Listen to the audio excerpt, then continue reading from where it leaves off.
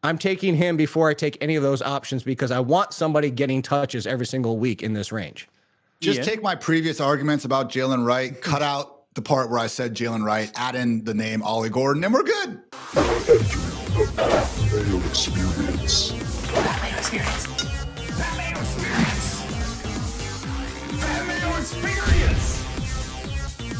Experience. Welcome to the Pat Mayo Experience, presented by Underdog. If you use code Mayo at Underdog right now and you play a $5 pick'em entry, you will automatically get $50 in bonus funds in your Underdog account, win or lose. Hopefully you win, but free $50 either way. Code Mayo at Underdog. We are updating the season-long half PPR rankings for the final time before week 1 gets around. The final news items, we got Jake Ciely's rankings from theathletic.com. We got Ian Hartitz rankings from fantasylife.com. Fellas, we're here.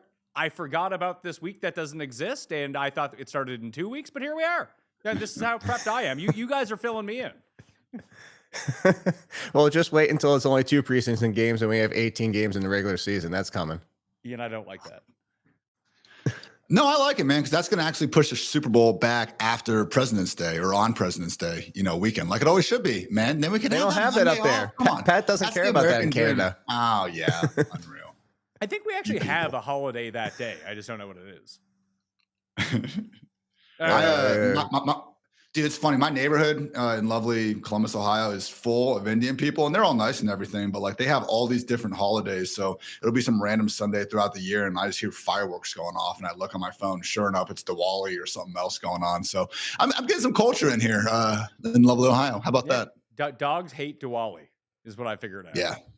Yes, they do. Really? I see. We don't have. I found out that my neighborhood has a lot of Middle Eastern people, and they had the lights up. We were like, "Why do they have these lights up in October?" We were like thinking it had something to do with potentially Halloween, and then we found that that's what it was. They don't. Is there a lot of fireworks for yours? Because there was just lights everywhere in my neighborhood.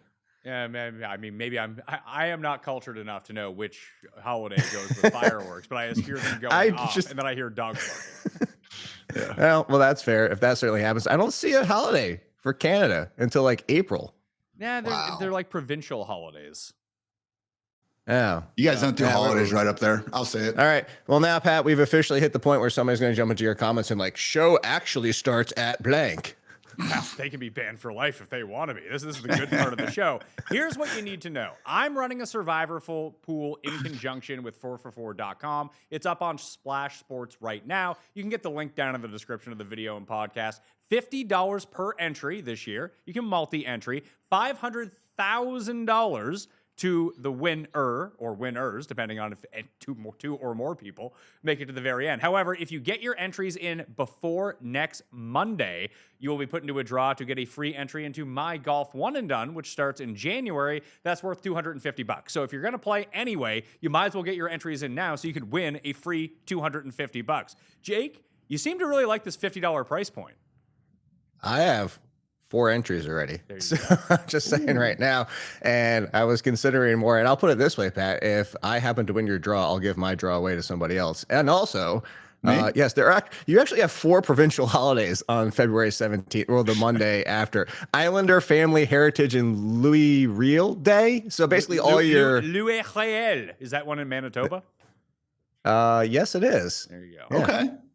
There you go. So yes, you do have basically the entire country has different. I apologize. Different provinces. I was not familiar with your game, Canada and Pat. Oh, there you go. But yes, the Survivor. I tweeted. Hopefully, people saw it. I don't know how this thing isn't filled already. It will get filled because everyone will be there at like before Thursday in week 1. Be like, oh yeah, Survivor, and like it'll fill up. That's always what happens with the golf too. People forget about golf, and then oh yeah, golf's starting this weekend. I need to scramble to get into a one and done pool, but. We're putting the incentive scramble, out there. I get it. Yeah, we're putting it out there right now. If you get in before next Monday to get a lot of those numbers juiced up, you have the ability to win that draw to get the 250 entry to my Race for the Mayo Cup Fantasy Golf Championship one and done, where the winner gets, I mean, last year was 100K. I think it'll probably go up to like 120K this year, I would guess. Yeah, it's fun. I tried it a couple times. I'm not very good at it. That's why I said I would give mine away. Is there a referral code, Pat? I'm trying to sign up right now. You just hit the link down in the description of the show. But yeah, you go sign up. Everyone out there, you take a time out, you press pause on your podcast feed, on YouTube, whatever it might be, and you go sign up right now. If you are looking for my rankings, Jake's rankings, or Ian's rankings, all updated right now. You can find all of those in the show notes of this episode on the pod feed or on YouTube, and I'll have mine updated, as I'm sure Jake and Ian will as well, throughout the course of the weekend to make sure that you guys are all ready for your drafts. But we're on to week 1 next week, and that's going to be a fun time. So let's get to the stories that matter for preseason drafts. We haven't spoke since Brian Robinson, Jake, was traded to the San Francisco 49ers. Obviously, got to bump Guerrero down, but do you think that Brian Robinson will actually eat into anything CMC's doing? Eat? No. I mean, I think no more than anybody else would. Maybe that CMC doesn't see the workload he was on pace for before he got hurt last year, the workload he was on pace for 2 years ago. I think the passing game he's going to, because mostly we're talking how much we love Pearsall and Jennings still being out and the question marks. And Ian and I have been the George Kittle lovers for the past 5 months, this entire offseason, but there's still question marks. Half their wide receivers aren't healthy. That's why they brought in Sky Moore from the Chiefs. Like, they just trying to find bodies. So that's why I say I think McCaffrey's passing game workload will be there. I don't know if the rushing will be what we've seen before, and maybe that's where Brian Robinson eats, and I put that on quote, on a week-to-week basis, and that maybe he gets 4 carries, but that would have been Guerendo's 4 carries. Like, I don't think it's all of a sudden going to be Brian Robinson 4, Guerendo 3, and then chip it in somewhere else. So I'm fine with CMC. I would actually have Brian Robinson as the handcuff now. Yeah, look, honestly, there were a few spots that would have been better for B-Rob overall. Chicago, maybe Miami, Dallas, obviously, even though the NFC East trade was never all that realistic. But just in terms of now handcuff upside, you can make an argument that B-Rob is right there in the top 5. I mean, guys, how hard is it to get Kyle Shanahan to tell us anything about his depth chart or injuries? He came right out and said that Brian Robinson is his number 2 back. So you throw in the shoulder injury that apparently got aggravated for Isaac Guerendo. And right now, honestly, I kind of ended up ranking Brian Robinson right around Tyler Algier, right around where Isaac Guerendo was, as that pure handcuff around that RB50 mark. So I don't think he's going to have any level of standalone value. I mean, Christian McCaffrey has always been the man at the goal line. Is there a potential chance that we look up and let's say CMC is healthy all year, Brian Robinson comes away with like 100 carries? Sure, I guess. But at the end of the day, he's not someone that, again, you're going to be dreaming of putting into your lineup in a normal week. So for me, Robinson becomes a very, very nice handcuff. And as we've seen over the years, guys, from Elijah Mitchell to Jordan Mason to what Mike Davis the year before, it was cool. I mean, CMC's handcuffs have been some of the most valuable fantasy assets out there. So that late in the draft, I had one last night over Real-Time Sports. I think I got Robinson round 12 or so. I'm cool with that. Does that sound about right to you, Jake, round 12? Sounds about right. It's interesting. Like, so I have Algier a full 10 spots in front of Ian, but let me clarify and say that we're still on the same page, because those include Tank Bigsby, Braylon Allen, Jerome Ford, Najee Harris, Rashad White, Trey Benson, like all the handcuffs. Like, I have them all in that same group. So I'm with Ian. I might be just splitting hairs there by saying that, but that sounds like when you're talking an RB 4-5 range, yeah, round 12, if you even probably round 11, depending on what's on the board for more upside, because you and I talk about this every year. I actually did an article over The Athletic this year. Is I think the biggest mistake I think fantasy managers make in drafts is not taking quarterbacks too early, is not doubling up in a position wrongly. It's wasting people's benches and drafting these players that are replaceable on the waiver wires, or that are going to be on the waiver wire in the entire year, instead of somebody like this who carries more upside. Like, don't carry somebody in a full-blown committee as the third option when you have somebody who's one injury away from potentially being a top 15 running back.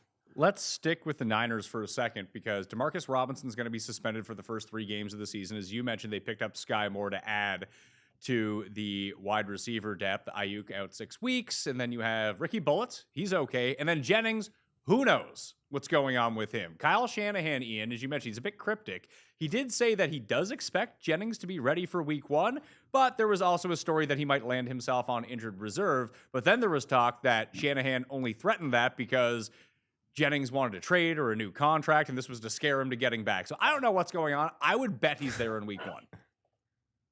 Yeah, it seems like that way. Now, at the same time, Juwan Jennings, he's going to be an unrestricted free agent after this year. So if they could give the guy a little bit of extra cash here, certainly seem to think that would make things easier. It works out this way for everyone, right? I mean, who's the last wide receiver to demand a trade and not come out of the deal with more money at this point? So Jacoby Meyers, really pushing this thing to the test, doing that, only a week or two before the season. But again, end of the day, I do tend to think that Juwan Jennings will be out there. I do think it's been enough time of him, chilling on the sideline, though, with this calf injury where we could see PEARSALL really emerge as that clear-cut number one. That's how I've begun to treat it in drafts, at least. Again, earlier on in the offseason, maybe it was always PEARSALL. Like, I'm fine admitting that. But, Juwan Jennings did have a pretty darn good year in his own right last season. I thought it was much closer, but these days I certainly am more willing to prioritize PEARSALL. So right there in that wide receiver 3, Roma Dunze, tier, we got Deebo Samuel in there. It's a great group of wide receivers. And Jake, honestly, I had an auction draft last night, and it was refreshing to actually be able to get multiple bullets at that group, because every time I get in the rounds, 6 through 8 in a redraft, I just wish I could take more of these dudes. Yeah, I'm actually, I don't know if I'm the crazy person here, but I have Ricky Pearsall now inside my top 25. And that's with, I actually do think Jennings is going to be out there. It goes back to, I've been slowly moving Pearsall up throughout the preseason, because when we talked a few weeks ago, I really believe that his position is locked in, that when Brandon Ayuk eventually comes back, and maybe he doesn't even come back until December, but point being is that Brandon Ayuk is a clear threat to Jennings, in my opinion, because of how they play in Shanahan's offense. They're the replacement. Pearsall's the replacement for Deebo, and I brought this up at the time. He's not Deebo Samuel. They're not the exact same wide receiver, but their roles are. And I think Pearsall, if you're talking about right now with the question of Jennings, the big factor being last year, as everybody talked about, Jennings did have a lot heavy weight into that first game. And then after that, he actually had more games of single-digit performances than double-digit performances after that huge week in week 3, I think it was, or week 2. The point being is I think Pearsall is going to be the new guy. And where I say the new guy, I don't mean 140 targets. I don't mean 150 targets. But as 120 as leading this team, and you tell me 120 for Pearsall in this role and his talent, I have Pearsall up in the conversation and tier of Jameson Williams, Marvin Harrison, DJ Moore, Pearsall, Garrett Wilson, all these guys who I think are going to have similar target shares. And I think the efficiency of Purdy in this offense puts him in that same tier. If you want to say, you're dumb, he should be at the bottom of the tier, I'm fine. That's why it's a tier. But I actually have him just actually inside my top 25 now. So you have 20 spots between Jennings and Pearsall right now. 43 and 23. Yes. That's big. You're very high on Pearsall. It's very high in Pearsall. It's not knowing what's going on with Jennings, even if he is out there for week 1. I don't think that his role is locked in for the entire season. And that's what it comes down to. I think this goes back to what Ian said our last show, and you echoed it too. It depends on your roster construction too. Like, I think Jennings, like Nick Chubb, is somebody that you draft depending if you draft. Like, Jennings would probably pair well with a Godwin. Like, hey, I know I've got him, and then he's probably going to lose his job when Ayuk eventually comes back. Well, at that point, hopefully Godwin's back, and I can just make the switch. Ian, you kind of hit on this tier of receivers where you have both these guys a little bit, or you have Jennings a little bit higher, Pearsall a little bit lower, but firmly in that like wide receiver 3 fringe range of a flex play. And there's a bunch of players that you like from that range. Does this lead you to start thinking, because so many people are going wide receiver to start drafts this year, and as they have been doing. And I think a lot of that is the best ball influence on home leagues now, because so much of the content that you see, and when people are drafting so much earlier, it's always best ball. And I do think that makes a lot of sense, because there's so much up in the air in terms of not, if you can have some handcuffs or even mid-tier running backs in best ball, you don't have to decide who you start every week. The numbers will put that out for you. Whoever has the best week, you get going. But do you think in your home league, where you do have some of these options that are potentially really good, potentially league winners, going outside wide receiver 30, it's just they end up being wide receiver 14, something like that, does that lead you towards more running backs a little bit earlier, knowing that there's this depth at receiver now? Yeah, I love trying to lead those first 4 rounds with 2 running backs, ideally, at least. No, maybe even 3 if you're feeling absolutely frisky out here, but not every single time. Again, I've been trying to get as many drafts in as possible in redraft land over these last few weeks. Last night I was at the 106. I got CD round 1. Then Puka fell to me round 2. So I'm not going to take a running back just to take one at that point. It's Puka freaking Nakua out here, okay? But, it is a situation where, again, just kind of looking back at my builds after, going full 0 RB or hero RB, man, I just don't feel as good about it, because the sort of names names that you're forced to all of a sudden take. While there are these good wide receivers on the board, your Jalen Waddles, your Calvin Ridleys, even your Travis Hunters and Matthew Goldens of the world, I'm not interested in these, fringe RB3s kind of going in the same range. So just like, again, I kind of want to be a little bit first or last at quarterback and tight end. If I can go ahead and get myself 2 stud running backs to kind of build around, this superhero RB, if you will, then I can go back and start addressing the position later when the Jordan Masons and the more pure handcuffs are on the board in the first place. So every draft's going to be different. But again, especially guys, based on what I've seen on ESPN, Yahoo, Sleeper, where a lot of us do have our drafts, rounds about 5 through 8, even rounds 5 through 9 really do stand out. And these 49ers in particular, man, because one of the things I do love looking at is kind of the difference in rankings between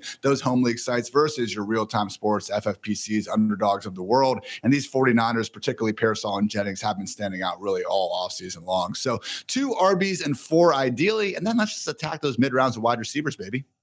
So, Jake, to spin it back to you for a second, I'm just looking at your number 30 running back, Jacory, Croskey-Merritt, Bill, as we're going to be calling him. More on him in a second. The biggest riser up ADPs right now. Then you have George Pickens at 30 on the wide receiver side. Like, which one of those guys do you think is the better pick? 'Cause I still think it's kind of Pickens. Pickens. Yeah. And that's why, to answer your question, and for as long as we've been doing this, I've been bell cow, hero RB, whatever the term that people want to use, of I want a running back in the first 2 rounds. You and I have debated it for years. I think this year I've actually fallen into a lot of drafts where I've gone the hero RB route, or bell cow route, where like I drafted a running back, but I don't draft my second one until round 5 or 6. But it's usually because the running backs are falling. I don't like to dip too far into this 30 range, because even the top of this tier, I've gotten some Harvey and Tyrone Tracy, and I'm fine with them as my RB2, but I don't love them as much as just getting into that tier right above it where I feel safer.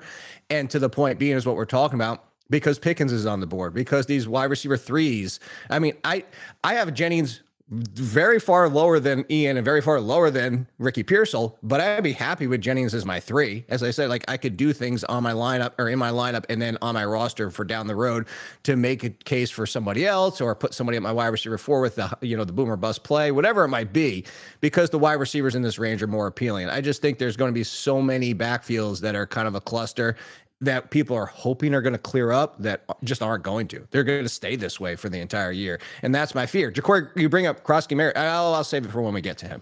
Well, let's get to him right now. You have him ranked at number 30. That seems sensible to me. You have him ahead of Austin Ekeler right now. I just don't know how valuable, because he's going to be overdrafted by the time that you get to your draft room. Like he and Trevion Henderson are just going to continue to rise. They're players that people are going to reach on. I would be fine with Henderson doing it. With Jaden Daniels there, feels like he just takes too many points from the running backs, and so does Ekeler. And not as much as like a Josh Allen, but I will say this. So I have Croskey at 30. Could you make a case that he's higher? Yeah, that's why I have him at 30, because I do think there's a ceiling for more. I also think this is a very risky pick, just like some of the other players around him. Like Travis Etienne, we might find out after this show that he got cut or traded. Like there's a case for that. There's a case for some of these other J.K. Dobbins. Yeah, he's the lead on third down and passing downs and all that type of stuff, and it's a split. But 4 weeks into the season, all of a sudden, it's primarily R.J. Harvey, and J.K. Dobbins is getting 7 touches a game instead of 12 to 13. And that's why he's in this bucket, because Javonte Williams, we haven't seen him the entire preseason. Everybody in that backfield's hurt or sucks, Miles Sanders. And we're just kind of like, okay, maybe this is finally the case for Javonte Williams, but like we haven't seen him. We don't even know if he's any good at this point. So I bring that up, say this entire tier has clearly bench risk where you're not using them anymore, or the potential to be an RB2. And that's why I put him there. I'm with you. I think the best, safest call, if you don't want the risk, is Austin Ekeler, especially in half and full point PPR. His role is solid no matter what. We heard the talk of Chris Rodriguez. I don't know if that's a little coach speak, because again, if you look at the last preseason game, Croskey-Merritt wasn't out there. He was not dressed, which makes it clear that he's the lead. So is he really going to see that many carries at the goal line to Chris Rodriguez just because Chris Rodriguez is a thumper? I don't know. But the point being is, yeah, this could turn into a full-blown committee. We could be frustrated the entire year. But that's why I brought that up before, too, because right now, Caleb Johnson isn't the lead option for the Steelers. And I do think that changes with time. But what if the Steelers use all 3 the entire year? What if the Cleveland Browns finally get Judkins and they use all 3 the entire year? There's a lot of backfields in this range where we can get to week 15 and it's still as cluster, as it is this week. Ian, you have you got Bill behind Tyrone Tracy. You got him behind both Pittsburgh guys, both Minnesota guys, still ahead of J.K. Dobbins, Travis Etienne, Ramondre Stevenson, that level. So it seems like both of you guys are pretty tempered on where you have them. Yeah, I'm already 31, so just one spot behind Jake. Again, pretty much anyone, if I am semi-confident in their role and hopefully, you know, a not horrendous offense out here, I just got him a little bit ahead. I know he was able to sit with the starters, but still a little bit unclear if that was more so because they're treating him as a starter or because it was that lingering shoulder injury that's had him in that non-contact uniform there in practice. So, again, nothing against the guy. Like, again, he was outside our top 200 a few short weeks ago, and at this point, he's already inside our top 31 running back. So, Ian, but you were that giant cluster of everybody that I told you so on Croskey-Merritt. Like, oh, yeah. If you actually go back to my podcast on May 6th at the 1 hour, 35-minute mark, you'll hear me mention Jacory's existence there for a good 10 seconds. So I know the whole victory lap thing before even a down of meaningful football has been played. Miss me with that. But again, if you have a situation where you are a 0 RB team and you had, you know, like I said, the top of the draft where you just could not pass on these wide receivers. Ladd McConkey fell to you in round 3. You could not stop drafting them. Okay, then we do have to kind of dive into this range. So again, I try not to go into any, single draft, just purely dead set on a strategy. Be like Bruce Lee, be like water, and go ahead and take that value as it comes throughout a draft. But I will say the interesting thing to me, guys, is Javonte Williams, and it's gross. I get it, but he's the clear-cut Cowboys RB1.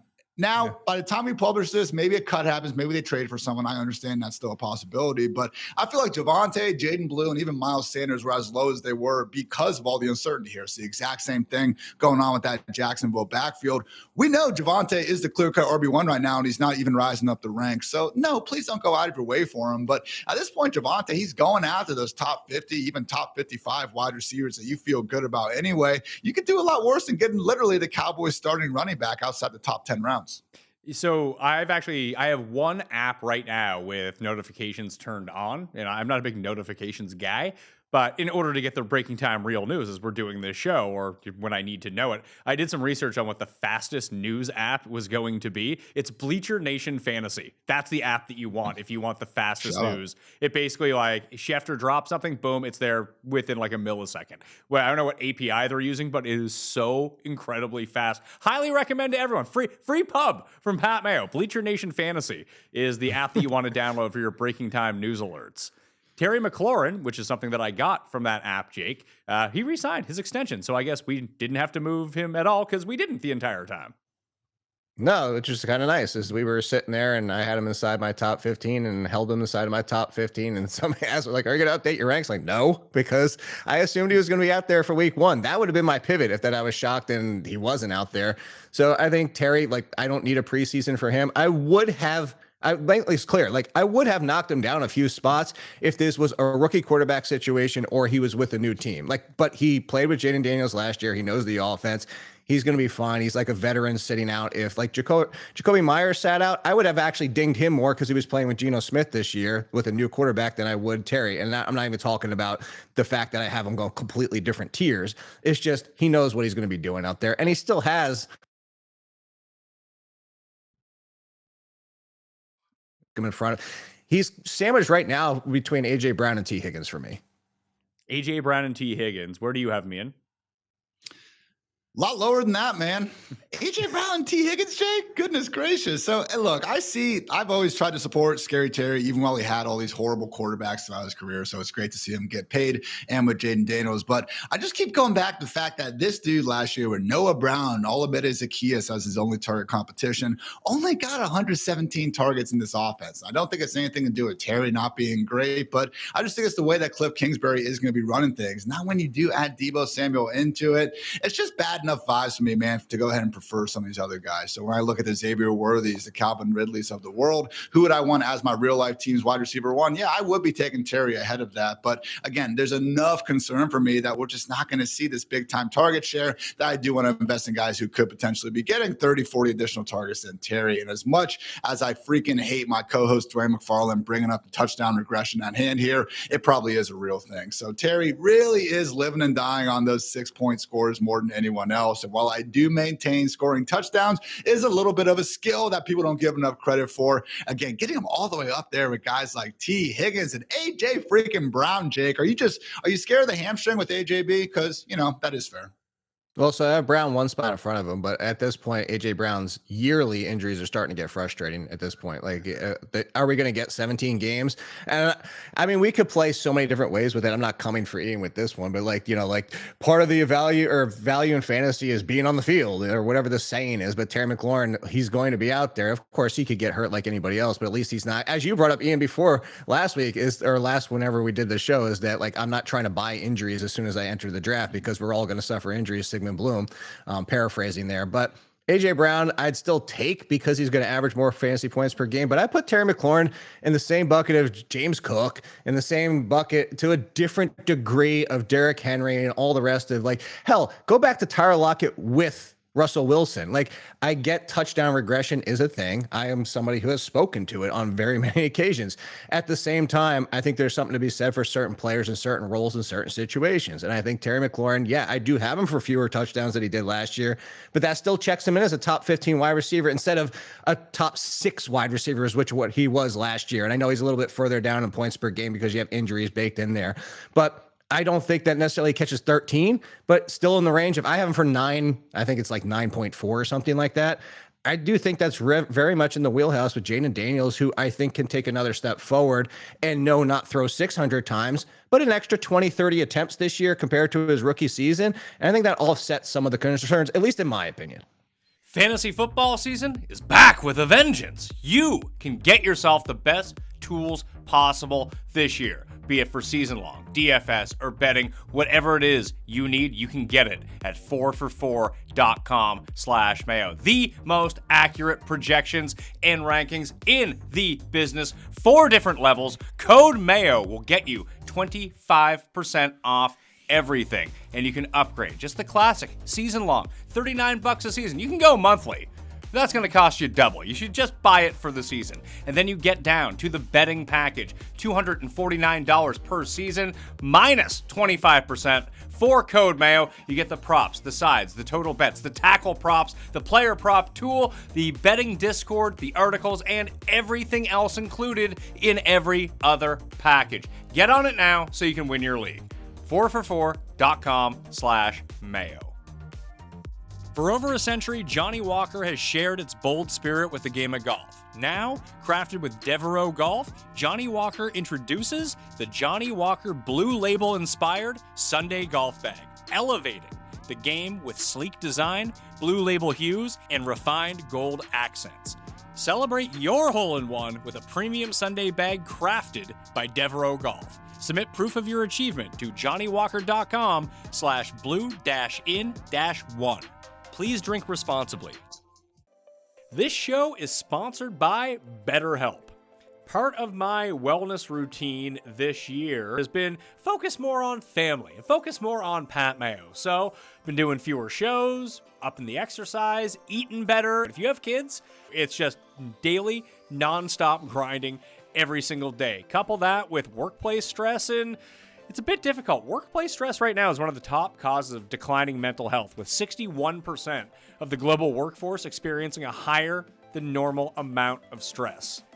So maybe BetterHelp is exactly what you need to do. It's helpful for learning positive coping skills and how to set boundaries. It empowers you to be the best version of yourself. It isn't just for those who've experienced major trauma. If you feel anything going on with you, you need to go to betterhelp.com/PatMayo right now. As the largest online therapy provider in the world, BetterHelp can provide access to mental health professionals with a diverse variety of expertise. Unwind from work with BetterHelp. My listeners get 10% off their first month at betterhelp.com/PatMayo. That's BetterHelp, HELP.com/PatMayo. Touchdowns are a skill, says Mike Evans, because he continues to catch a bunch of touchdowns every single There's year. one. It's that big body. He's good at boxing people out. Chris Godwin may not have too many touchdowns this year. There's still a lingering idea he could start on injured reserve. Probably not going to happen. But Ian, it looks like it's going to be at least until October till he sees the field. Yeah, man. Mike Evans is someone where we've looked at this kind of wide receiver 2 tier and wondered who exactly we should be throwing the dart at. And honestly, in a lot of drafts, I've taken the elite quarterback, or I've taken the George Kittle when faced with the idea of reaching up there in round 3 for someone like Tyreek Hill or Marvin Harrison Jr.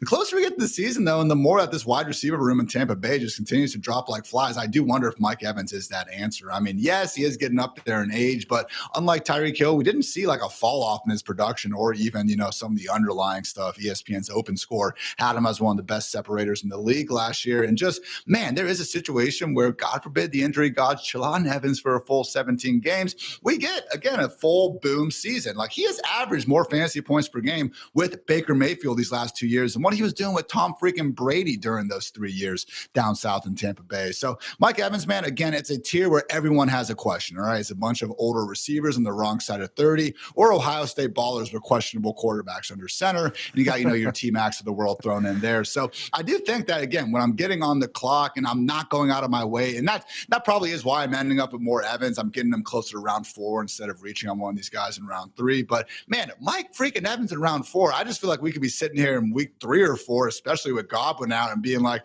oh, yeah, Mike Evans is the wide receiver 3 in fantasy right now. Like, why didn't we see this coming? The Godwin thing is, unfortunately, I've been pushing him down my ranks as this has continued to linger. Everybody knows I had him inside my top 30 because the injury optimism, at least going to the point that they didn't write up anything in the contract. There was no it was kind of no news either way. So it's like, okay, cool. Like, we had that speculation. He could debut late last season. And obviously that was a bunch of malarkey. But at the same time, if that was even floated, I'm like, okay, we're going to be talking 9 months down the road. Surely things should be fine by then. And obviously I was too optimistic on that. I still have him in my 40s. I'm at 42, actually, alongside Jordan Addison, suspended for 3 games, who I would take in front of him because at least I know it's only 3 games and he's healthy. And then right in front of Jennings right now, because now if Jennings is cleared up and he's out there practicing, I'll move Jennings in front of him. But he's in that range of guys where it's like, look, it's upside. I'm immediately putting them on my bench, but I know what they can be. And that's the thing is, Chris Godwin, this is the big question. And if you don't want to take that risk, don't. But I'm going of the thought process of they're clearly playing it safe with Godwin until he's 100%. And if he is 100% by October, even give him 2 weeks to ramp up. I'm getting now 9 weeks of Chris Godwin, who just had top 3 numbers, which I don't think he will be, but clearly once he's on the field, top 20. And that's why I'm willing to put Godwin on my bench. The best part about it is most leagues don't require him to actually be on IR to put in your IR spot. Most leagues, like 90% of leagues, let you slap him in there as long as he's out. So you also get a free draft pick out of him. You can just hide him away in your IR spot until he's out there and then make that decision at the time, which probably injury or drops have happened by that point. Anyway, the big one, to go back, you didn't even bring up his name, and neither did Ian. I still only have Egbuka as a fringe wide receiver 3 or 4. It's not because I don't like Egbuka. It's not because I believe that Ian was right. We're like, oh, he's just mediocre in our hot take show. Again, that was a hot take show. I'm like, Ian's not definitively saying Egbuka sucks. But I just believe that when Godwin's back, does he keep the role? Has he done enough? Do they really say, okay, Godwin, now you're a part-timer? I just don't know what the longevity of Egbuka's rookie season is. Well, I know, Ian, that you were down on him, and I was too. But the more I think about this situation now, that Godwin, he'll start practicing presumably in week 2, get himself ramped up, be back by week 5, week 6, whatever it might be. And then you have the aging Mike Evans, who continues to be good, but not a beacon of health, just some wonky hamstrings on Mike Evans. Could Egbuka just be the guy who's just healthy all year and on the field? Because they just cut Trey Palmer, and I haven't seen what McMillan's going to be like post-concussion. Maybe he works his way back into the mix, but he seems to be the only fully young and healthy guy in this receiving core, which does like to pass. And that's the thing. It's now turned into just a volume situation where no matter what I think about Egbuka's underlying talent, if he's more of a, good jack of all trades, master of none versus this, next gen just game changer that I feel like a lot of the draft community is treating him as, might not matter because now he's going to be in an offense where he probably should be, again, the number 2 target earner. So, again, with the Godwin obviously being out for at least the first 4 weeks, sounds like McMillan's going to be out the first 9 weeks or so of the season. I do think that he deserves to, again, be in that wide receiver 3 mix. But I'm with Jake. I mean, I'm not chasing him up into round 5 or even the early parts of round 6 or anything. He's my wide receiver 37. I do have him behind Rome Odunze, Jalen Waddle, even, rookie PEARSALL himself, just like Jake. So, I do think that we are looking at the clear number 2 wide receiver. And I don't know, man, at some point we do have to wonder, like, look at everything Baker Mayfield is going to be missing. Tristan Wirfs is going to be missing time to start the year. No Chris Godwin. Jalen McMillan, okay, not the biggest game changer in the world, but we don't have him either. Hey, if Liam Cohen is as good as everyone's been telling us he is for the last calendar year, man, I would expect that to be a little bit of a drop off here. So Baker was already someone where we just looked at some of the touchdown passing, regression numbers. He was a strong candidate for that. So I do wonder if this Buccaneers offense is just one where, yeah, Bucky and Evans should be getting fed enough volume to go ahead and make their hay, in fantasy land. But beyond that, maybe Egbuka as a wide receiver 3. Hey, I'll say this, guys, like, I have not been making a habit of clicking Baker Mayfield and paying a premium for that dude, because I just get, again, literally rounds later. And give me Caleb Williams, give me Drake May over paying up for Baker when there's still elite potential wide receivers on the board. Question for Ian, and then Pat, I have something for you. Would you take Debo or Egbuka? Because I would take Debo. Dude, I'd take I have Egbuka. them right next to each other. I think now with the Terry stuff just cemented and he's back, I would take Egbuka, but it's really close. I do think there's one part of this McCroskey and Jaden Daniels, not so much McLaurin, and Austin Ekeler out of the backfield maybe doesn't really affect him as much. But Brian Robinson was like a pretty crappy fantasy running back last year for a guy that was on the field a ton. And now you add Debo to the mix. You got to think that Debo was there to steal some carries away from these guys and be utilized in the running game too, don't you? Yeah, but I think it's going to be more of like, here's 1 or 2 a game versus what we saw with the if they're high leverage enough, that could be impactful. Oh, of course. That's why I'm taking Debo at this point. Like, remember just a month ago, he was fat. Remember that? Like, that was a lot of fun. Who's the running back that for the Eddie Lacy? No, Eddie Lacy legit was fat. There was another running back that was fat, and then he really wasn't. It was just the angle that they took on him.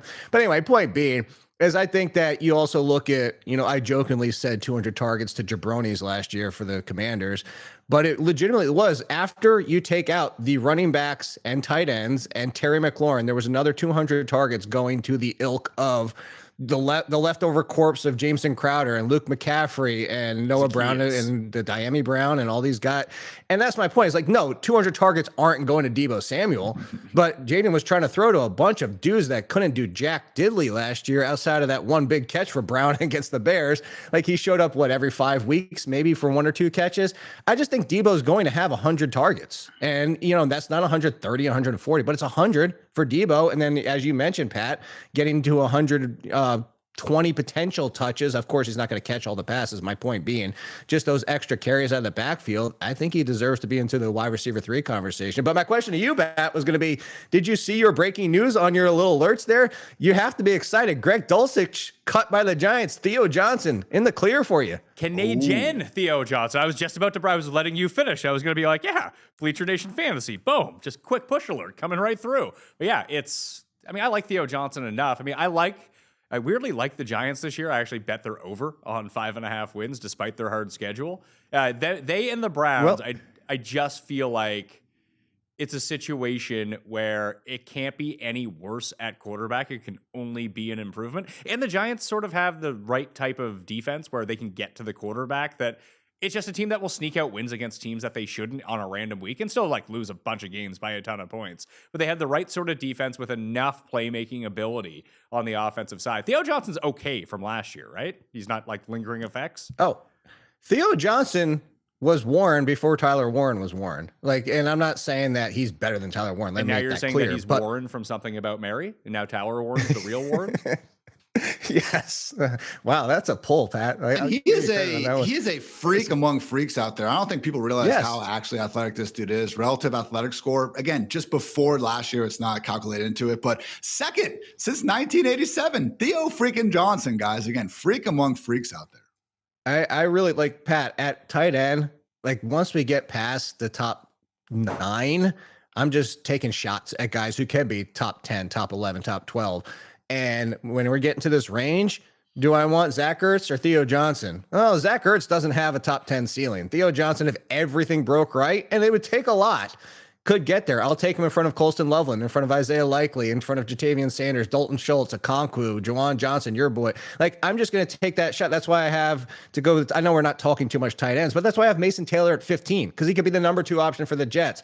I just want to take shots at tight end because There's so many guys that average 6 to 7 fantasy points per game because it's the freaking tight end position. Like when we look at the end of the year, Ian, if Theo Johnson ends up having like a quote unquote good year, there's probably not going to be much separating him and Tucker Kraft. Yeah. Who's good. Yeah, and I mean, what we did see last year, this is one of the more important things in football as well. Is like you want to find those tight ends on teams who are willing to give them the every down role, and that's what Theo had last year. Now I know it didn't produce a ton of fantasy points, but just to see him get that as a rookie, when we do have these pass catching guys out there, sometimes they're stuck in the Mike Gesicki's of the world, where he's kind of found his footing in Cincinnati, but there's these teams and just roles where he can't even get over 50% of the snaps. So the fact Theo again has that big time, I guess, just role, and then also the athletic upside. God forbid the Giants passing game at some point starts to take a few steps forward. I was making some dynasty cuts last night, and it's funny Jake used that example because Zach Ertz and Theo Johnson living on the bench still managed to sneak in old man Ertz there if anything's going to take a little while for Colson Loveland. But yeah, man, again, looking at Theo is one of those situations where, I can certainly see him finishing outside the top 30 tight ends. That is kind of where he's being drafted right now. But at the same time, if we do end up seeing 80, 90 targets, what is really separating him from those low end tight end ones in the first place? Yeah, I'm just looking at the more that's coming through right now. Jelani Woods was cut by the Colts. I think that was going to be expected. What were they gonna do? Carry 9 tight ends on this roster? Just have just a bunch Did of Mo Alley Cox make it? Mo Alley, no update on Mo Alley Cox as of yet. We still have till was it 3 or 4 this afternoon? Yeah, the show will be out before then too. I can't wait till tomorrow because there's going to be a lot of stuff changing. But Malachi Corley is being expected to be released by the Jets as well. Terrible news for Cus. Dubbed him the Yak King. Oh no, Laviska Shenault got cut. Yeah, but that was a while ago. That was years ago. There's your proof. There's your proof about all. And I'm not coming for Ian for this one either. But there's your proof, everybody out there, for all these relative athletic score. Like that doesn't. It's not. It matters as part of the equation. It's not the be all end all. Laviska Shenault not being a thing is just another one in the bucket of like, hey, that doesn't mean you can be the most athletic person in the world. You still have to know how to play football. He's a running back. Can we just play the man at running back? He's on the CPAC career trajectory. He has no vision. The dude, if you had freaking 5 yards of hole in front of him, he'd still somehow find a way to miss the hole. His visor's too dark. Are you saying that if he had LASIK eye surgery, he'd be the best running back in football? I mean, that's very possible. You should get on that then. Didn't a golfer have LASIK and become good? Who? Probably. I was gonna say, wasn't there a golfer that had LASIK and became better, good, like it fixed him? I think Tiger had LASIK back in the day.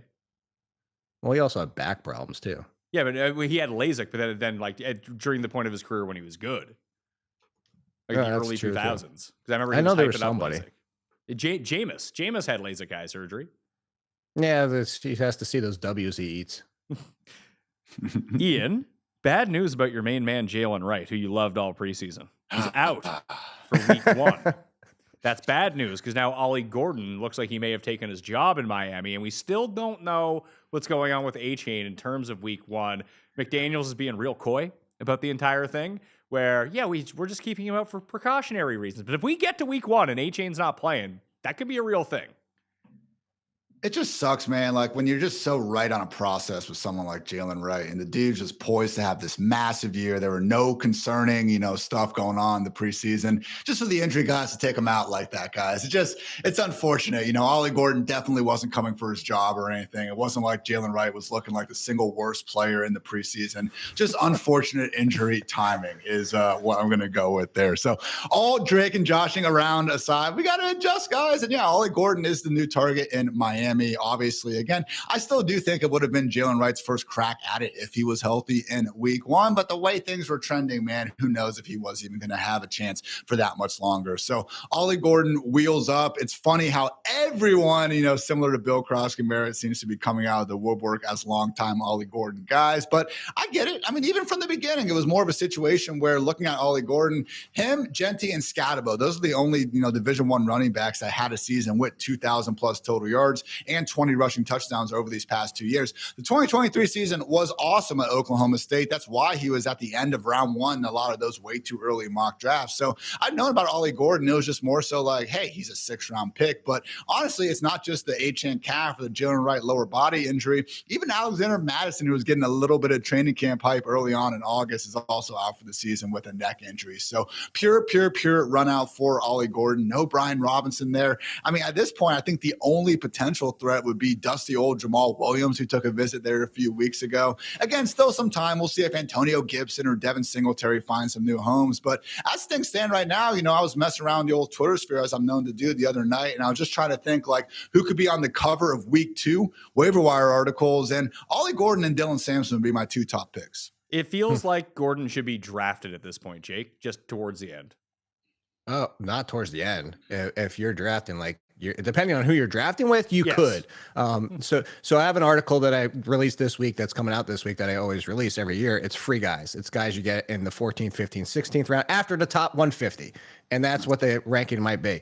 By the way, Ian, to be like, I told you so last year, by the way, 11 of 15 I hit on last year. I'm saying, like, I got to take a victory. Like I should get up and run around on that one. But no, just jokes aside, Ollie Gordon's been planned to be in there for the entire preseason. I was an Ollie Gordon fan, and I did think there was a threat to Wright's job. That being said, I'm with Ian. For the longest time, I was still taking Wright because he was the incumbent. He was the one that was getting the work. He was getting the opportunities, and he fell on his face, opened the door, tried to push Ollie Gordon through, and then got hurt on top of it. I realized when I sent you my ranks yesterday, Pat, like it didn't have the final one with Ollie Gordon. Ollie Gordon's now at 38 for me. And now you don't have to take him there. Like, make that clear again, because you're depending on who you're drafting with this week. And now if you have a really experienced league, you might have to. But my point being is, look at who I have him in front of. He is starting week 1 as the number 2. As we talk right now, you brought it up. It might be the number 1 if Achane's not out there. But let's say Achane's out there. He's the number 2 in the Dolphins offense, where we want the number 2 because they get work every single week, because they use that second piece next to Achane as a goal line option for the touchdown equity. And he's in front of Scadaboo, Mason, Judkins, Algier, Blue. And these are all names that I want on my team.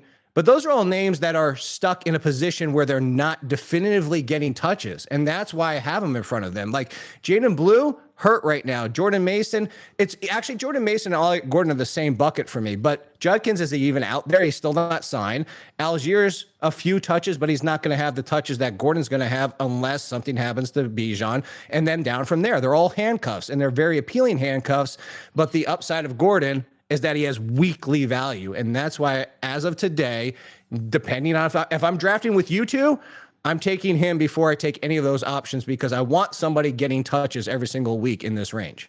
Just take my previous arguments about Jalen Wright, cut out the part where I said Jalen Wright, add in the name Ollie Gordon, and we're good. It's the same argument. That's actually a really good point. Jalen Wright was going in this range 3 weeks ago.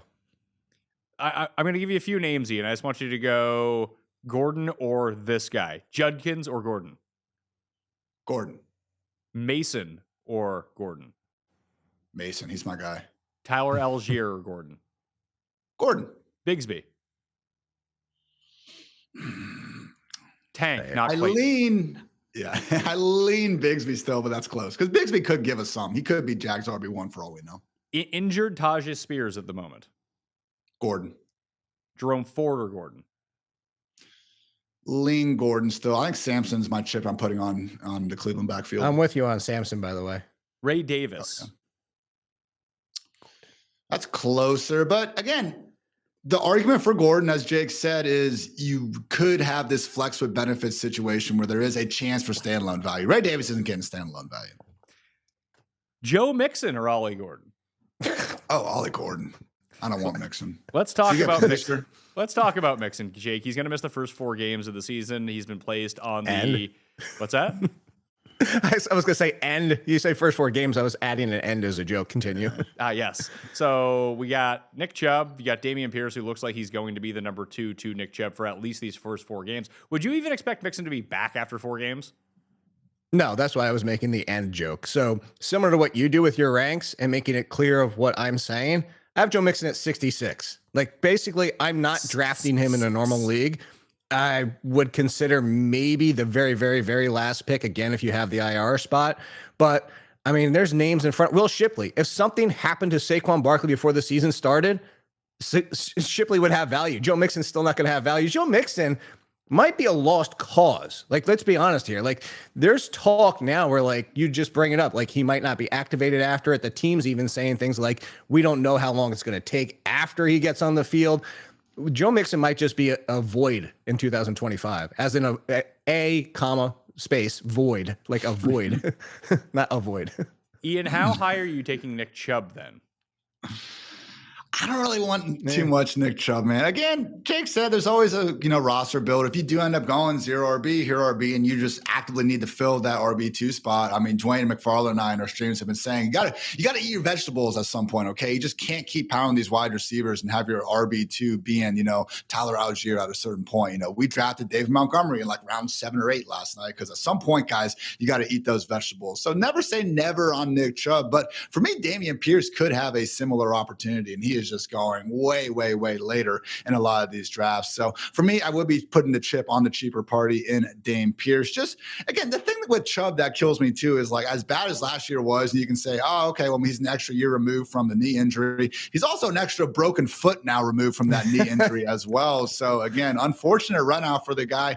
I love Nick Chubb as much as the next, fantasy dudes call him the most pure runner in the NFL for the better part of the early 2020s. But it's also just a situation where we got to look at this offense. PFF and ETR's Brandon Thorne have the Texans offensive line ranked 32nd going into this year. And this was just a bad scoring group last year. So for me, Nico Collins, sure thing, give me all the Nico. But man, like we are putting a lot of stock in Nick Caley, who really hasn't run an offense before, simply turning this group around. So we'll see what happens. Never say never. But for me, the late round chip is going to be on Dame Pierce. Likely committee, though. And I wouldn't be surprised, Jake, if we see this 40, 40, and then 20 between Dario Gumbawali and Woody Marks, where it's just like the answer on a weekly basis very well might just be no.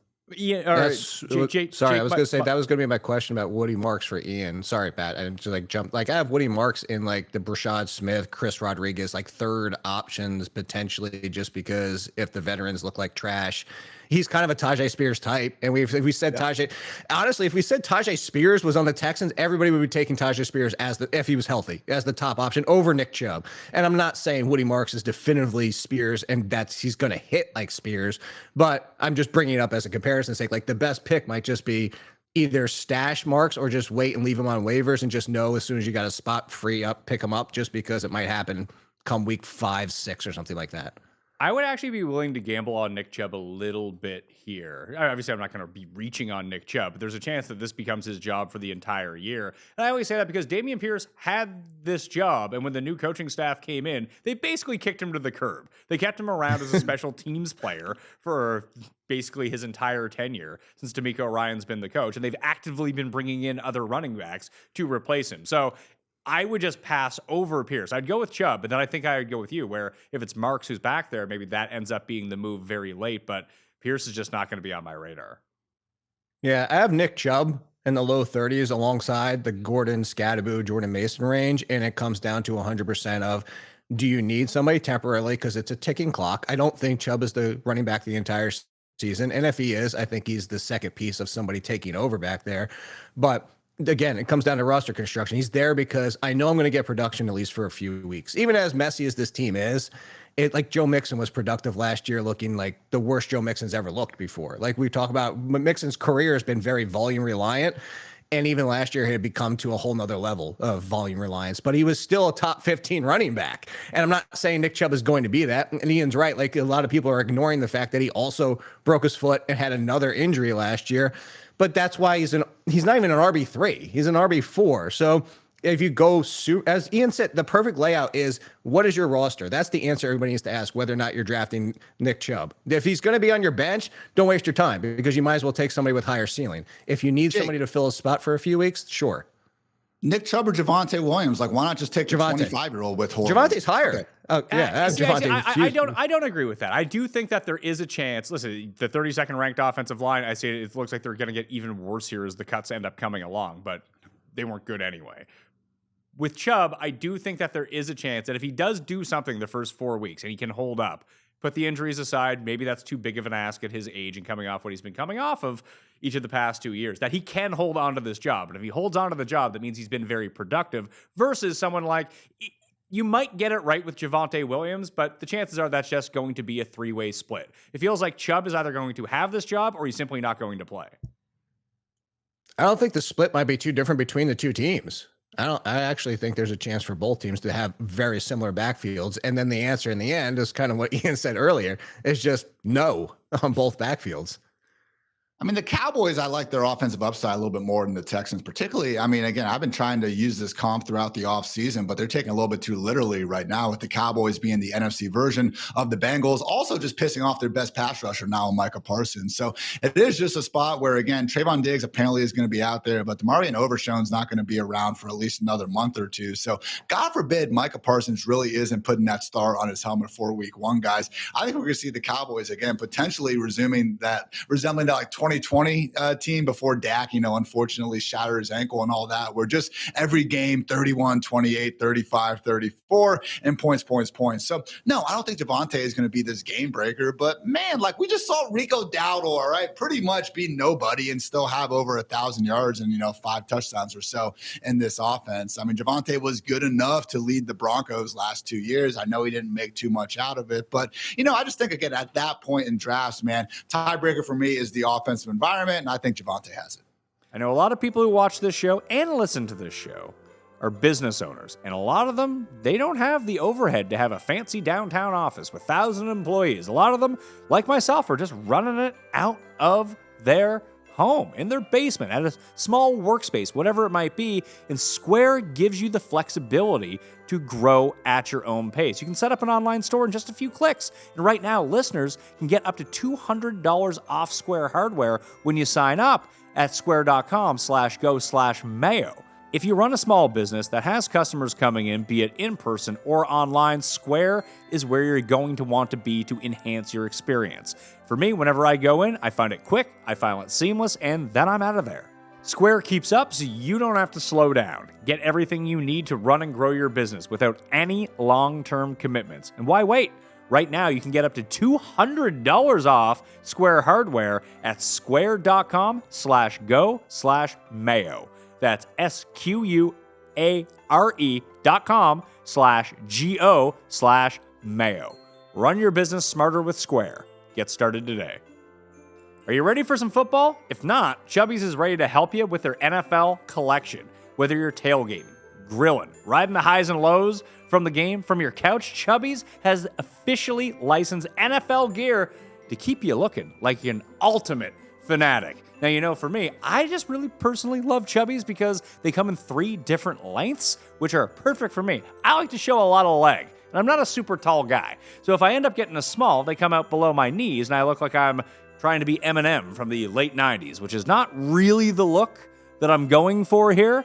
And they have some bold designs for the NFL, but I like my monochromatic shorts when I'm going out. Show off some nice tan, some nice legs, and boom, we are looking good out there. For a limited time, use my exclusive code MAYO for $10 off at chubbyshorts.com/Mayo. Yes, that includes the NFL collection.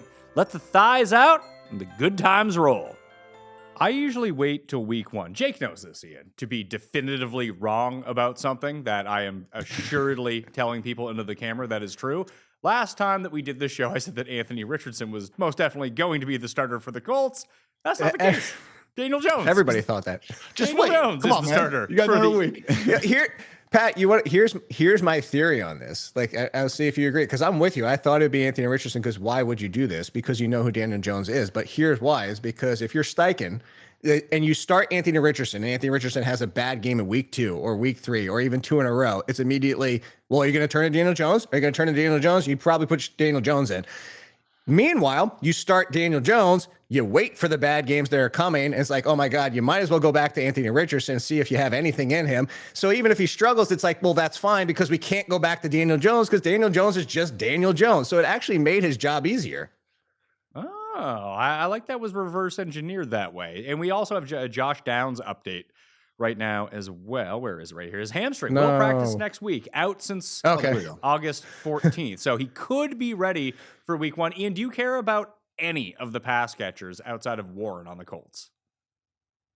I think Downs would be the one to put a chip on. Again, just where he's going is basically that last range of wide receivers you can feel a little bit good about, because we're getting a little bit of an injury discount on him, Khalil Shakur, and Jaden Reed. 3 guys who I do believe to be quite good at football. And again, just where they're going, usually we're now starting to approach that handcuff tier of running backs. And if I do need that wide receiver 5 or wide receiver 6, especially if they are falling because of that injury, I am down on it. But it does kill me just how many people have looked in the cameras like we're doing and just said, without even like a hint of regret, like, oh, oh, Daniel Jones is so good for all these receivers. Like, yeah, even relative to Anthony Richardson, guys, like, come on now. Like, the PR team for Daniel Jones to make people believe he's Alex Smith or some sort of high floor consistent option, give me a freaking break with that. So whenever you have to go back and say, and Shane Steichen did this, he's like, well, if you go back 3 years ago and look at some of the film we put out there, it's like, all right, man, but that offensive line continues to take some hits. They lost a couple guys to the Vikings in the offseason in the first place. So to me, it's just like the Colts are almost like this worse version of the Packers anyway. So I just think they're going to be ultimately spreading the ball around. I do think Tyler Warren rises to the top. For me, I'll throw the dart at Josh Downs. But again, if you leave your draft with no Colts wide receivers,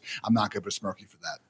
Well, that's the thing is as much as I made the joke here, if you told me Daniel Jones was starting all 17 games, I would consider Tyler Warren potentially top 10. I would have Josh Downs as a wide receiver 3. And that's probably the end because we know he's good in the intermediate area. That's what he does. That's why Wan'Dale Robinson was I said good compared to anything. Anthony Richardson flips it. Anthony Richardson means downgrade to Josh Downs, downgrade to Warren, but upgrade to Pittman and Pierce. Oh, that's the other thing. Pittman takes a little bit of a ding with Daniel Jones. Go back to Daniel Jones with the Giants. Wan'Dale Robinson, peppered to death. Darius Slayton, 700, and that's not me coming for you guys. It's just Darius Slayton, 700-ish yards on the outside because it's 50-50 if Daniel Jones could get it to him. So I'm saying that's the problem. Is like should have been 1,000, huh, Jake? Well, it should have been. Honestly, I mean, any capable quarterback probably could, but that's the issue we're dealing with, and that's why I'm with you, Ian, on the fact that it's tough to rank now the weapons outside of Jonathan Taylor because if it's half a season, and let's say it flipped in week 8, you're going to get completely different values for these wide receivers and Tyler Warren once it's Anthony Richardson, just because of how different they attack the field. Ian, would you trade for Anthony Richardson if you didn't have your franchise quarterback? Would you try to trade for him right now if the asking price was reasonable? Yeah, I was actually reading a Bill Barnwell article over at ESPN. He had the Steelers as a team that could send like a 4th or 5th round pick for him. That's what Trey Lance, I believe, went for to the Cowboys, was a round 4 pick. So again, just a former guy with top 5 overall pedigree. I mean, the tools are there. We've known since Anthony Richardson came out, the dude just needs to start football games, and yet they still can't even play him in preseason week 3 to just get some extra experience there. So again, it's unfortunate what's gone down in Indianapolis. I will say, I mean, look at the starting QBs there freaking every single year since 2017. You know, I don't want to completely give up on the guy when I look at just the lackluster campaigns they've really had with everyone else they've tried to crown as QB1 in Indy. So again, the tools are there. A lot of other stuff needs to happen. Just like, you know, throwing a football accurately seems like a pretty big part of being a professional quarterback. But man, the dude can't even rent an RV for another couple years in more states than not. So I just think that again, when you can get someone like that, he just turned 23 in May. Okay. So, you know, in Pittsburgh particularly, you know, we've seen Arthur Smith have more of the run design stuff with Justin Fields. Like that's a pretty high upside, you know, QB2 at a minimum. So yeah, day 3 pick, why not? Let's talk about the fact that if you include his college plus NFL snaps, it's still fewer than most second-year quarterbacks in the NFL. It's less than Josh Allen had, I believe, in his entire career at Wyoming. There you go. Well, eventually you have to play football in order to be good, I think. You think? Well, and that's the part of the point being is that we're talking, and when I say second year quarterbacks as only NFL snaps, like we're including somebody who's still, or saying for somebody that has a very, very small sample of trying to play quarterback, maybe he's never good. Yeah. But so, I mean, you can make that argument for me too, that eventually you're not an NFL quarterback.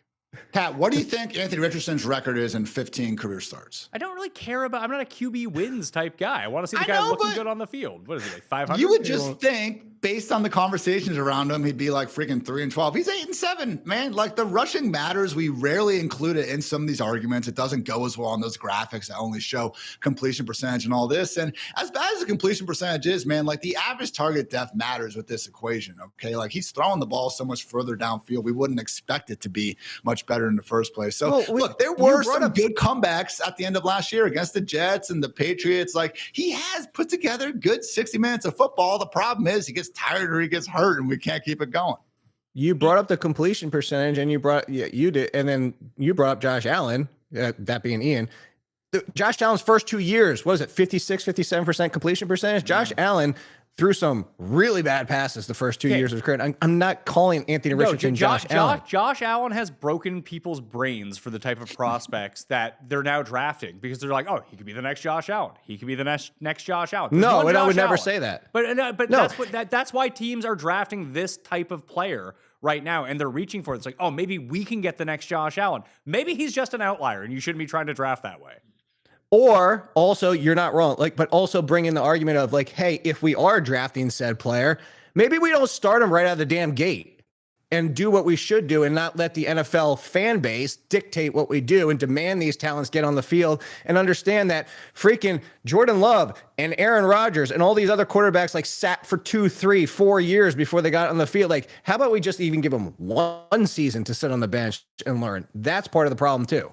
It might be. Anthony Richardson was working with Josh Allen's biometric expert who helped Allen improve his throw mechanics.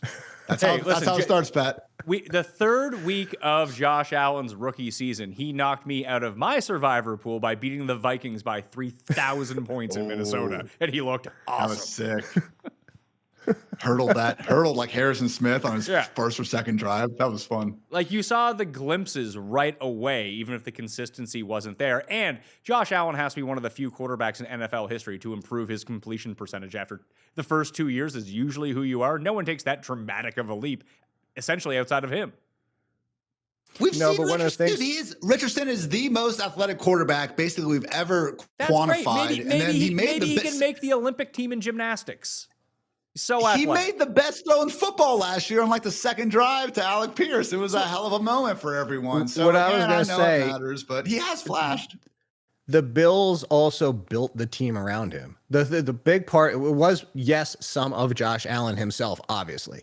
But they also said, oh, by the way, let's stop going the Cam Newton route, which didn't work for Cam Newton. And they finally figured that out towards the end of his career, is let's not just throw 2 6'4" guys who don't know how to play football down the field and it'll be fine because it's a 50-50 ball. The 6'4" guy can catch it. No, that's not how the NFL works. And they said, let's get him Stephon Diggs. Let's use his ability to throw people open and into space. And they manipulated the offense. They brought the talent around him, which helped Josh Allen make that step forward. And now, obviously, Josh Allen has done so much that he doesn't need that help anymore because he's that good. And I'm not saying Richardson or any of those ilk players are going to be of his talent, but you have to do things to help. That's the problem, is like they just throw them into these situations and just do whatever. Like if the Giants end up making me look stupid about Jackson Dart, which I'm ready to like say that's a possibility. I don't like Jackson Dart. I think he's just Daniel Jones all over again. But at least in the preseason, he's flashed more things than Daniel Jones ever has. But what they're doing is they're making this offense, Brian Daboll's making the offense in the best case to succeed. There's a lot of things in the NFL where these are why coaches lose jobs, is they just try to throw out their agenda and make the players fit instead of fitting their system around the player. Real-time update from Bleacher Nation Fantasy. Ian, Tajay Spears is being placed on injured reserve to start the season. Oh, God. People are going to... go ahead, Ian. We heard he was in the boot already. I mean, I wasn't expecting him to play maybe the first 2 weeks. So now that he's out the first 4, not ideal. It's good news for Mr. Tony Pollard. I guess my one thing with Pollard is like Spears already missed a ton of time last season. He had like a one injury or another basically every single month along the way. And for Pollard to get that 90% snap rate sometimes and to be the clear-cut running back one y'all out here and only to return low-end RB2 numbers, it was just a little bit disappointing. So Titans have tried to spruce up their offensive line. I think they could be a little bit better, but man, it's one of these situations like similar to New England where I do wonder if like we were so bad last year, we're saying like, well, it can't get any worse. And yeah, I agree it can't, but Titans offensive environment, I mean, what are we talking about? Them going from 32nd to 28th or something like that. So Tony Pollard, again, in that kind of low end RB2 range, I think I have him RB24, which, hey, not bad. But at the same time, I'm usually taking the George Pickens of the world or Calvin Ridley's of the world if I can get him. Jake, before you jump in, I watched actually a bit of the Cam Ward drives from this weekend's preseason game. Ooh.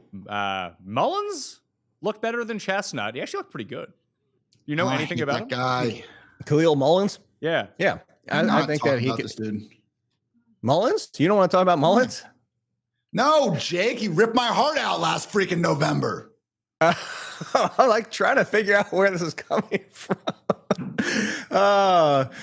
Should I throw it? No? So Mullins, I actually do think I've had as potentially the number 2 for if this situation played out this way. The thing I was going to say about Tony Pollard, and if I wouldn't have freaked out the dogs by doing so, I would have done the Michael Scott slam my hand on the table and go, thank you about Tony Pollard, is because I was going to say now people are going to pull up what I said 2 months ago is when I had Tony Pollard down at like RB 29, 30 and be like, haha, you were wrong. No, now I have Tony Pollard at 23, 24, depending on the scoring because of what Ian just said.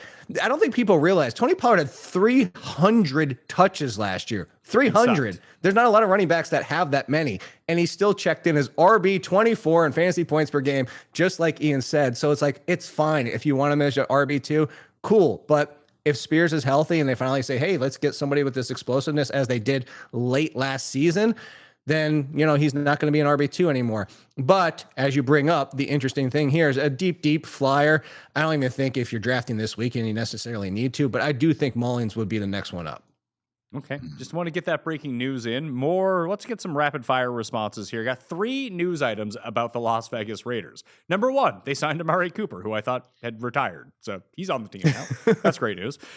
What else do we got here? They traded for Kenny Pickett, and Jacoby Meyers has requested a trade. Is this moving anything for you, Ian? Because it's not for me. I think Meyers is just going to play. Nah, I think if you are in that range, like, look, I'm with you, Pat, on having Meyers high. I don't think that he necessarily deserves to be a full tier ahead of the Emeka, Egbukas, Rome Odunzes of the world. So let's see. Right now, I do have Jacoby as my wide receiver 33. I can see myself moving him just a little bit behind, let's say, Debo at 38. So I have him about wide receiver 39. That's as low as I would be willing to go, though. Still ahead of guys like Jordan Addison, Stephon Diggs, Jaden Reed, some of those other dudes out there. So I don't really think Amari Cooper is going to be an issue. Again, it's just one of these things where there's enough smoke, I guess, to this potential fire that I'm not trying to overly mess around with it. But end of the day, I would think that he's going to be out there in week 1. These guys just don't have much leverage these days. No. Pat, can you see my video while we're doing this? Oh, yeah. That's because I was going to do a movie reference for you. This is a big, do you know what that is? It's a sandwich. It's a nothing burger. Come on. From Hook. It's a big fat nothing burger. Like Jacoby Meyers is going to be fine. I have him at 33. I'm not moving him down like Ian. I think he's going to be fine and out there. I'm not worried about Amari Cooper. I did my projections. I have Amari Cooper for like 90 targets, or people are like, he was washed last year. Trey Tucker had almost 90 targets as the number 2. It's not that I'm excited.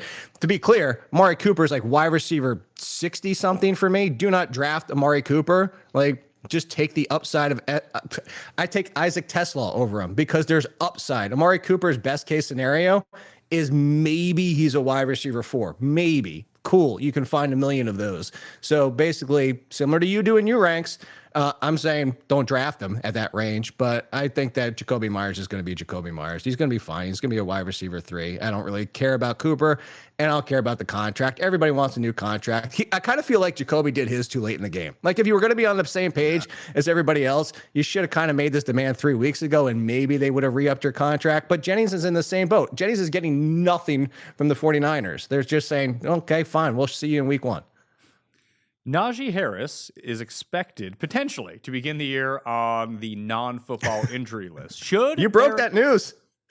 I did. It turned out I was right. I got the Richardson thing wrong, got the Najee thing right. Hilarious. Should Harris be placed on the NFI and miss the first 4 weeks of the season, Haskins would drop behind Omarion as number 2. But let's say he's out there in week 1. Are you guys even drafting Najee Harris?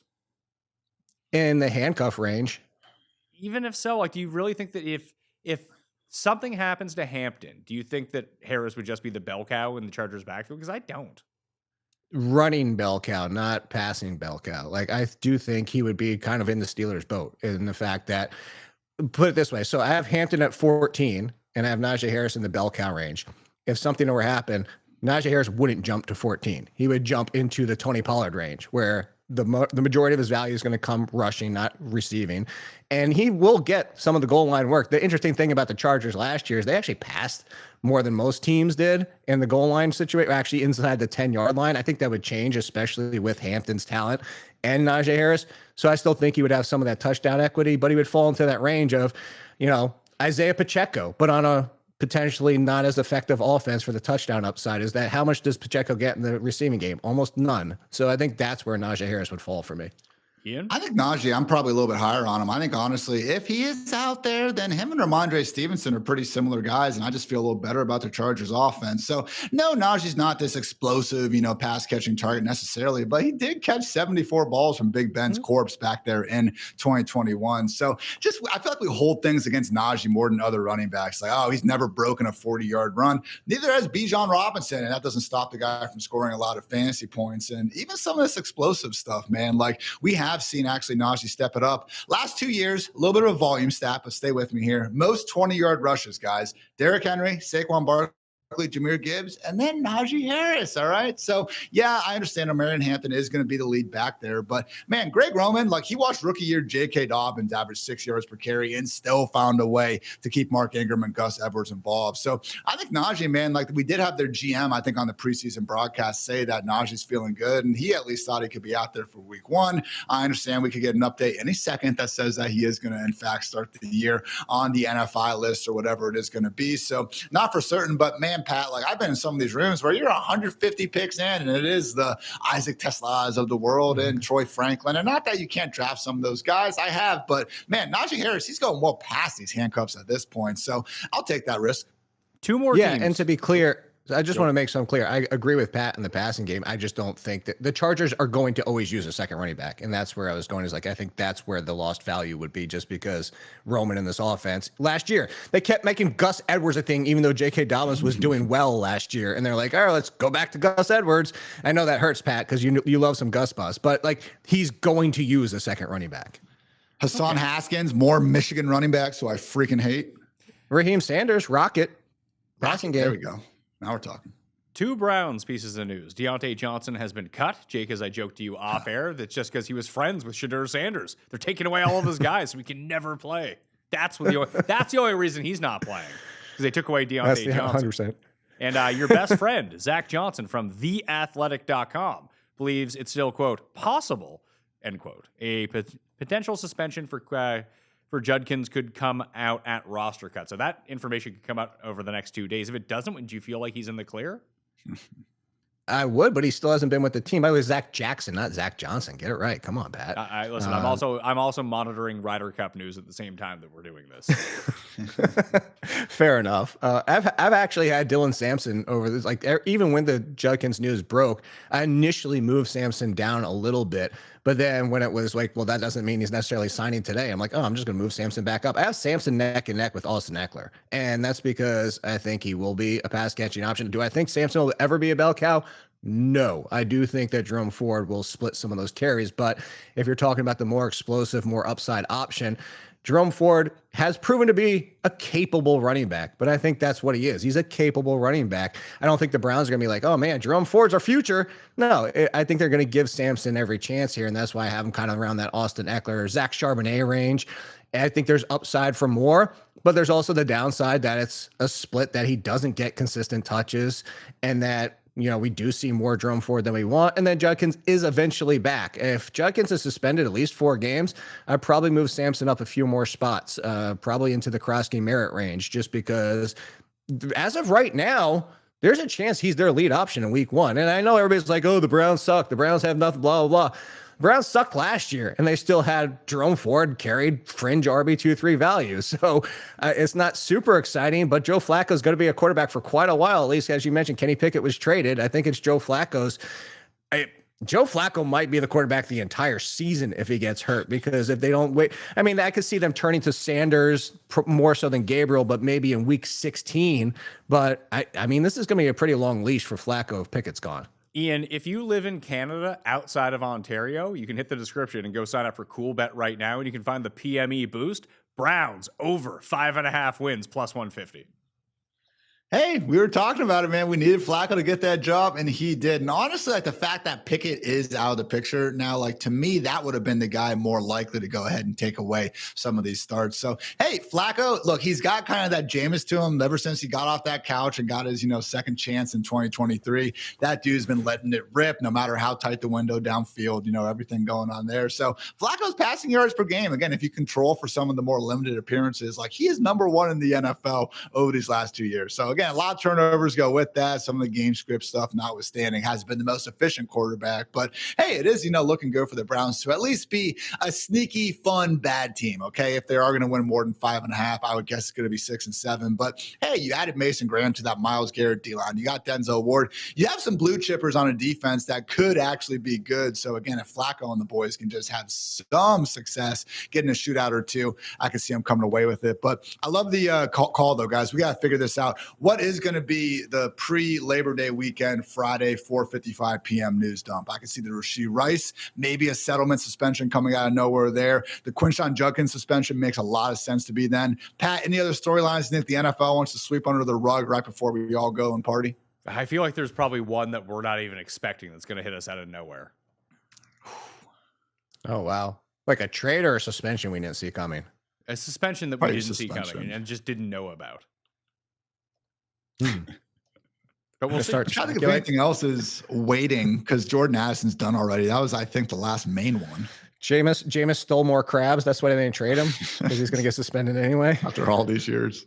How did they not trade him? If you're so set on Dart being the next one, like, you're just going to turn to him after Russ. Why the heck didn't you trade Jameis as soon as Aiden O'Connell got hurt? It was, who knows? Who knows? Free Jameis, man. Last bit of news is for the Seattle Seahawks. And there's 2 news items here. Number 1, Mike McDonald is optimistic about Torrey Horton being available for week 1 with his ankle injury. But this is one that I just thought that was interesting. Nina, I'll throw it to you first on this one. The team is going to have special plays for Jalen Milroe in the game plan. Does that mean tush push? Dude, they pulled that out. And man, I do wonder if fantasy one of these in the upcoming years is going to get broke by someone like Jalen Milroe scoring 8 or 9 rushing touchdowns, or more likely, I think a tight end is going to start to do it, because we have seen the Ravens start doing it with Mark Andrews instead of Lamar. And then the Packers doing it with Tucker Kraft. I can see the Colts looking to do it with Tyler Warren, maybe more so of a wildcat manner there. But that would be a situation where you end up looking at the differences between some of these tight end ones.